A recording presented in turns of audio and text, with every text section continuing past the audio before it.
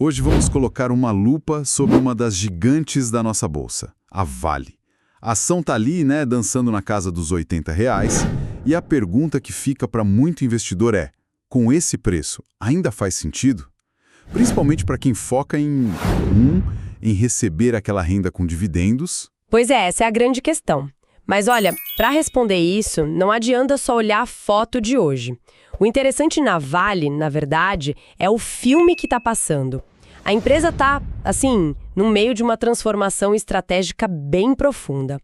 A nossa conversa vai ser menos sobre a Vale que todo mundo conhece, a do minério de ferro, e mais sobre a Vale que está sendo construída para o futuro. Faz todo sentido, porque a narrativa de décadas foi essa, né? Vale é sinônimo de minério de ferro, e o destino dela está amarrado ao da China.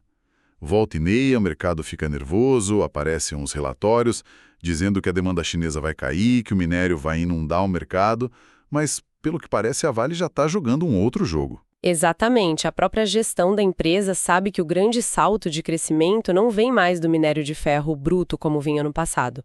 Se a gente observar as projeções da própria Vale para os próximos 5 anos, a produção de minério de ferro deve sair de 335 milhões para algo em torno de 360 milhões de toneladas. Peraí, menos de 10% de crescimento em 5 anos? Para uma empresa desse tamanho, isso soa quase como uma estagnação. Parece que eles estão tirando o pé do acelerador de propósito. É um crescimento bem modesto, de fato, e sinaliza exatamente isso, o foco mudou. Agora, o que impressiona mesmo é o contraste. Quando a gente olha os produtos de maior valor agregado, tipo as pelotas, que são um tipo de minério de ferro processado, aí a história é outra. A produção deve mais do que dobrar no mesmo período, saltando de 31 milhões para cerca de 70 milhões de toneladas. Uau! Dobrar. Ok, então a lógica é parar de vender só o minério em pó e focar em vender um produto mais refinado, que vale mais. É tipo a diferença entre vender o grão de café e vender a cápsula de expresso. Você usa a mesma matéria-prima, mas ganha muito mais no produto final. Nossa, a analogia é perfeita, é isso. E essa diferença aparece claramente no preço. No último trimestre que a gente analisou, o minério de ferro comum foi vendido, na média, a $95 a tonelada. As pelotas, esse produto mais gourmet, saíram por um preço entre $135 e $140. É uma diferença enorme. Entende? É uma grana a mais que vai direto para o caixa, né? Mas essa lógica de buscar mais rentabilidade, ela tá só no minério de ferro ou a Vale está levando isso para outras áreas? O futuro ainda é todo sobre minério, mesmo que seja um minério melhorado? E essa é a virada de chave na estratégia. O verdadeiro motor de crescimento futuro, a grande aposta, não está mais no ferro, está nos metais ligados à transição energética. Principalmente o cobre e, um pouco depois, o níquel. Agora a conversa fica mais interessante. A gente está falando da eletrificação da economia, certo? Precisamente. As projeções para o cobre são, assim, impressionantes. A produção deve pular de 370 mil toneladas em 2025 para 700 mil toneladas até 2035. É quase dobrar a capacidade em uma década. O níquel também tem um papel importante, mas com um crescimento um pouco mais contido. E é bom a gente traduzir isso para o mundo real, né? Cobre não é só um número numa planilha. É um material essencial para a fiação de carro elétrico, para turbina eólica, painel solar e, uma coisa que muita gente esquece, para a infraestrutura gigantesca de data centers que a inteligência artificial está demandando. A Vale está se posicionando para ser uma fornecedora crucial dessa nova economia. Exato. E tem uma jogada corporativa muito inteligente por trás disso. A Vale concentrou esses ativos de cobre e níquel numa subsidiária, a Vale Metals, da qual ela detém uns 90%. E existe uma expectativa no mercado de que no futuro essa empresa possa abrir capital, fazer um IPO, seja aqui no Brasil ou lá fora. O que poderia destravar um valor enorme, imagino, porque o mercado tende a pagar muito mais por uma empresa de tecnologia verde do que por uma mineradora tradicional, né? Exatamente. Uma empresa focada em cobre para a transição energética é avaliada com múltiplos muito mais altos. Seria uma forma de mostrar para o mercado o valor que hoje está meio escondido dentro da Vale. É um contraste grande com concorrentes como a Rio Tinto, por exemplo, que volta e meia está no noticiário pensando em fusões para reduzir custo. A Vale parece mais focada em crescer em novas avenidas. Ok, mas essa aposta toda no cobre, ela não significa só trocar uma dependência por outra? Antes o risco era a China frear, agora o risco passa a ser um atraso na agenda verde global. Não é trocar 6 por meia dúzia. É um ponto excelente e um risco real. Nenhuma commodity está imune a ciclos. Mas a tese é que a demanda por cobre é estrutural e menos dependente de um único país. É um movimento global. E vale a ressalva importante. A Vale não está abandonando o minério de ferro. Ele ainda é, e vai ser por muito tempo, a grande fonte de caixa da companhia. A estratégia é usar o caixa forte do negócio maduro para financiar o crescimento no negócio novo. Entendi. A conversa sobre a estratégia é ótima, a visão de futuro é convincente, mas, no fim do dia, o que importa é o resultado, né? Essa aposta no cobre já está aparecendo no balanço da empresa ou ainda é só um projeto bonito no papel? Já está, e de uma forma bem relevante, viu? Se a gente olhar os números do terceiro trimestre de 2025, o EBITDA, que é uma medida da geração de caixa, vindo do cobre, foi de 614 milhões de dólares. Sozinho pode não parecer um número tão grande, mas já representa quase 18% do EBITDA de todo o negócio de soluções de minério de ferro. E isso, com a produção de cobre, ainda longe de dobrar. Nossa, 18%? Já é uma fatia considerável do bolo. E com uma perspectiva de crescimento muito maior que a do negócio principal. Mas o dado que realmente salta aos olhos está nas margens de lucro. Se a gente analisar margem EBITDA, que mostra o quão eficiente é a operação, os números são muito claros. A margem do minério de ferro fino é de 48%, a das pelotas 45%. Agora, a do cobre, 57%. Peraí, 57% de margem no cobre. Isso é muito mais alto do que eu imaginava. Quer dizer que hoje, cada dólar que a Vale fatura com cobre já é mais lucrativo que $1 faturado com minério de ferro. Exatamente. Isso muda a percepção do negócio. E o níquel? Como ele fica nessa história? O níquel é o patinho feio no momento, com uma margem de só 11%. A operação ainda tem desafios, os custos estão mais altos. É uma parte da estratégia que ainda precisa de mais trabalho para se provar tão rentável. Interessante. E o mercado parece estar reconhecendo essa tese do cobre.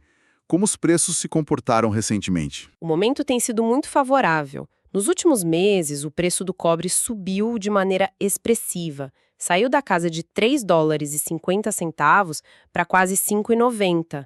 É uma alta de 30% a 40%.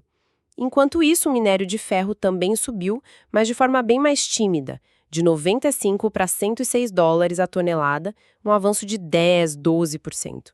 O mercado está claramente valorizando mais o cobre. Tudo bem, a estratégia é sólida, os números são promissores. Vamos voltar à pergunta inicial, então. A R$80 por ação, o preço está atrativo. É hora de comprar. É a análise-chave. A gente pode olhar por dois ângulos. O primeiro, que é o que atrai muita gente para a Vale, são os dividendos. Certo. Com esse cenário, o que dá para esperar de dividendos? A torneira vai continuar aberta. A política oficial da empresa é distribuir no mínimo 30% do EBITDA, descontando os investimentos. Se a gente fizer uma projeção para 2026, usando um EBITDA estimado entre 14 e 15 bilhões de dólares, um câmbio a 5,50, a gente chega a um dividendo mínimo por ação de R$ 3,40. Esse seria o piso, né? Um cenário mais conservador. Exato. Historicamente, a Vale costuma ser mais generosa. Se ela distribuir 50% dos lucros, o dividendo sobe para R$ 5,65. E se for ainda mais agressiva, como no ano anterior, e distribuir 75%, poderíamos ver um dividendo de R$ 8,50. Na média, a gente está falando de um dividend yield de cerca de 7%. 7% é um bom número, mas com a nossa taxa de juros, talvez não seja algo que faça o investidor sair correndo para comprar, certo? Tem outras opções na bolsa com um yield até maior. Qual seria o outro ângulo de análise? O outro ângulo é olhar a avaliação da empresa, o famoso valuation. Uma métrica muito usada é o EV/EBITDA, que compara o valor da empresa com a sua geração de caixa. Só para quem não está familiarizado, é como se fosse uma medida de preço sobre geração de caixa, né? Ele diz em quantos anos a geração de caixa da empresa pagaria o valor dela. Ótima explicação. É isso. E olhando para esse número, A média histórica da Vale é de 6,13 vezes. Hoje, a ação negocia um pouco acima disso, a 7,06 vezes. À primeira vista, parece um pouco mais cara que a média. Mas isso é olhar pelo retrovisor, né?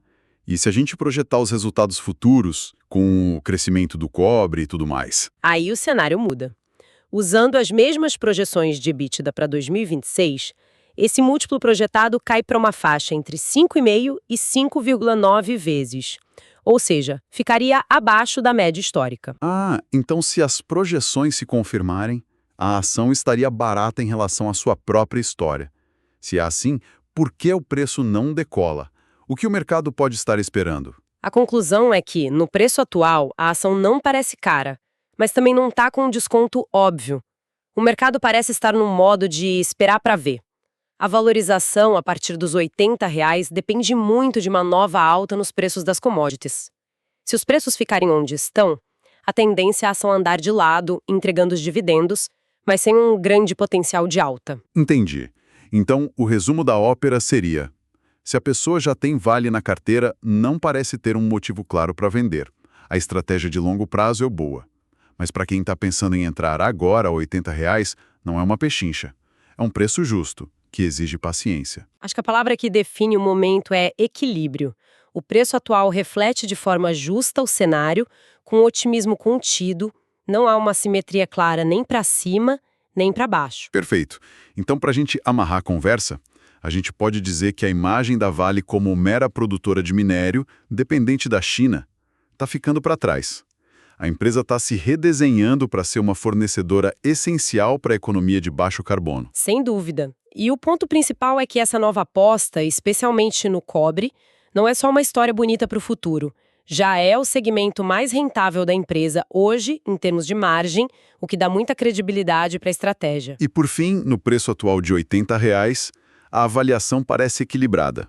Não é uma oportunidade óbvia, mas também não há sinal de que esteja cara. Exato. E talvez a grande reflexão para o investidor de longo prazo seja a seguinte: por décadas, o sucesso da Vale esteve amarrado ao ritmo da urbanização chinesa.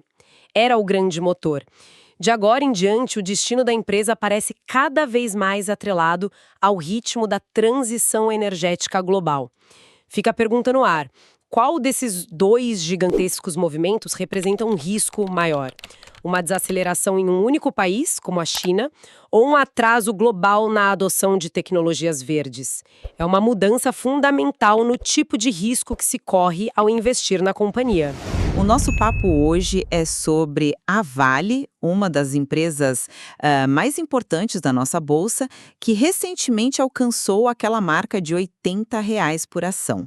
Exato. E a grande questão que divide o mercado é: nesse preço, a compra das ações ainda é uma oportunidade clara? Ou será que o otimismo com a transformação da empresa já foi todo pro preço? Eu vejo o copo meio cheio, sabe? Pessoalmente, acredito que a R$ 80 a ação ainda não reflete todo o potencial da Vale de se tornar de fato uma líder na transição energética. Já eu tenho uma visão um pouco mais cautelosa. Acredito que a estratégia é correta, sim, mas a R$ 80 o preço já embute grande parte das boas notícias, o que, na minha opinião, limita o retorno e aumenta o risco para quem entra agora. Então, a chave aqui, eu acho, é que a Vale não é mais só minério de ferro. Ela está se reinventando como uma potência em metais básicos, principalmente o cobre. E o mercado, parece que ainda não percebeu a dimensão disso. A projeção é quase dobrar a produção de cobre até 2025. E não é só volume, é rentabilidade. No último trimestre de 2025, a margem EBITDA do cobre foi de 57%, bem acima dos 48% do minério de ferro. E se olharmos para um indicador EV/EBITDA projetado para 2026, que basicamente nos diz o quão cara a empresa está em relação à sua geração de caixa, ele pode ficar abaixo da média histórica. Ou seja, estamos pagando um preço justo por um crescimento futuro que parece robusto. Olha, a estratégia é ótima no papel, não discuto isso. Mas o meu ponto é o preço de entrada. Pagar R$ 80 hoje não deixa muita margem para erro, né? O dividendo projetado para 2026, por exemplo, fica ali na casa de 7%. É bom, claro, mas não é espetacular a ponto de justificar o risco de depender tanto de um cenário super otimista para as commodities. Se os preços do cobre e do minério, sei lá, ficarem estáveis, o potencial de valorização da ação fica limitado. E o fato é que o múltiplo EV/EBITDA de hoje, de 7,06 vezes, já está acima da média histórica. Isso é um sinal bem claro de que o mercado já pagou adiantado por uma boa parte dessas expectativas. Mas aí é que está a oportunidade, entende? O mercado ainda subestima, na minha visão, o impacto que essa nova divisão de metais, a Vale Metals, pode ter. A transição para produtos de maior valor, como o cobre e as pelotas de minério, é o que vai destravar valor. Existe até a possibilidade de um IPO dessa subsidiária no futuro. É uma mudança de patamar. Certo, esse ponto das margens do cobre é realmente forte, mas a gente precisa olhar a escala, certo? Hoje o cobre ainda é um grão de areia perto da montanha que é o minério de ferro no resultado da Vale. Em 2025, o cobre gerou um EBITDA de 614 milhões de dólares, enquanto o minério de ferro gerou quase 4 bilhões. A dependência do negócio principal ainda é gigantesca. Essa transição não é para amanhã, vai levar anos para ser relevante no resultado final. Claro, é um projeto de longo prazo, mas o mercado financeiro vive de antecipar o futuro, né? Por isso o valuation prospectivo é tão importante. Ele nos mostra que, considerando o crescimento que está por vir, o preço de R$80 é uma porta de entrada razoável. É um investimento na concretização desse plano. Bom, essa ideia de pagar hoje pelo resultado de amanhã não me convence totalmente. O investidor paga o preço de hoje, com o múltiplo de hoje, que, como eu disse, está esticado. E ele assume 100% do risco de execução dessa estratégia. Se algo der errado no meio do caminho, se a China desacelerar, se o projeto do cobre atrasar, não existe gordura para queimar nesse preço. Estamos dependendo que o melhor cenário aconteça para justificar a compra. Você não concorda que o risco nesse patamar é bem assimétrico? Um resumo, eu vejo a Vale a R$80 como uma alocação estratégica de longo prazo. O investidor está comprando uma participação em uma líder global que está se posicionando para a inevitável transição energética a um preço que ainda permite capturar a valorização dessa tese conforme ela se materializa.